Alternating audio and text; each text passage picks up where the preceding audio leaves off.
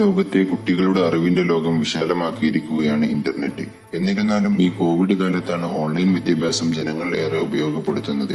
School, college, മദ്രസ പഠനങ്ങൾ പൂർണ്ണമായും ഇപ്പോൾ ഓൺലൈൻ പ്ലാറ്റ്ഫോമിലാകുമ്പോൾ രക്ഷിതാക്കൾ നിർബന്ധമായും ശ്രദ്ധിക്കേണ്ട കുറച്ചു കാര്യങ്ങളുണ്ട്. നമ്മുടെ കുട്ടികളുടെ ഇന്റർനെറ്റ് ഉപയോഗം ശ്രദ്ധിച്ചില്ലെങ്കിൽ അത് ഗുണത്തിലേറെ ദോഷമാകാനുള്ള സാധ്യതകൾ ഏറെയാണ്. ഇന്റർനെറ്റിൽ പതിഞ്ഞിരിക്കുന്ന അപകടങ്ങളിൽ വീഴാതെ കുട്ടികളെ സംരക്ഷിക്കേണ്ടത് രക്ഷിതാക്കളുടെ കടമയാണ്. മൊബൈലോ കമ്പ്യൂട്ടറോ ഉപയോഗിച്ച് വെബ്സൈറ്റിലൂടെയും യൂട്യൂബിലൂടെയും മറ്റു ആപ്പുകൾ വഴിയും ക്ലാസുകൾ കാണുന്നത് അടച്ചിട്ട റൂമിൽ വെച്ച് ഒഴിവാക്കി കോമൺ ഏരിയയിലോ വീട്ടുകാർക്ക് കാണത്തക്ക വിധത്തിലോ ഇരിപ്പിടം സെറ്റ് ചെയ്യുക.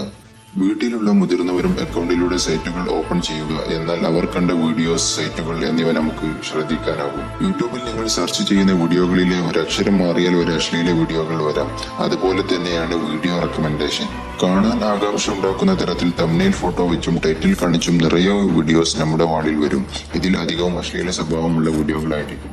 കുട്ടികൾ മാത്രം ഉപയോഗിക്കുന്നതാണെങ്കിൽ കിഡ്സ് യൂട്യൂബ് ഡൗൺലോഡ് ചെയ്ത് അതിലൂടെ മാത്രം വീഡിയോസ് പ്ലേ ചെയ്യുക. യൂട്യൂബ് ഐക്കൺ എടുത്ത് ജനറൽ സെറ്റിംഗ്സിൽ റെസ്ട്രിക്റ്റഡ് മോഡ് ഓൺ ചെയ്യുക. യൂട്യൂബ് ഉപയോഗിക്കുന്നവർ നല്ല പ്ലേലിസ്റ്റുകൾ മാത്രം സബ്സ്ക്രൈബ് ചെയ്യുക. ഒരു പരിധി വരെയുള്ള റെക്കമെൻഡ് വീഡിയോസ് ഇതിലൂടെ ഒഴിവാക്കാൻ സാധിക്കും. കുട്ടികൾ ഓൺലൈനിൽ ഇരിക്കുന്ന സമയം ക്രമീകരിക്കുക.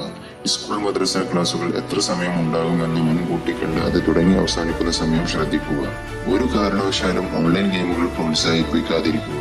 അക്രമ സ്വഭാവമുള്ള ഗെയിമുകൾ ആണ് അധികവും. അത്തരം ഗെയിമുകളിൽ തോൽക്കാതെ മുന്നേറുന്നവർ ജീവിതത്തിലെ ചെറിയ സംഭവങ്ങളിൽ പോലും തോൽക്കാൻ കരുത്തില്ലാത്തവരാകും.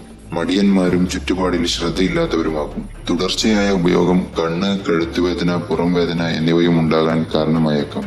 ഇന്റർനെറ്റിനെ കുറിച്ച് അറിയുന്നവരും അറിയാത്തവരും കുട്ടികളുടെ അതിലെ ഉപയോഗം വളരെ ശ്രദ്ധിച്ചു കൊണ്ടിരിക്കുക എന്നതാണ് ഇതിലെടുക്കാവുന്ന ഏറ്റവും വലിയ മുൻകരുതൽ.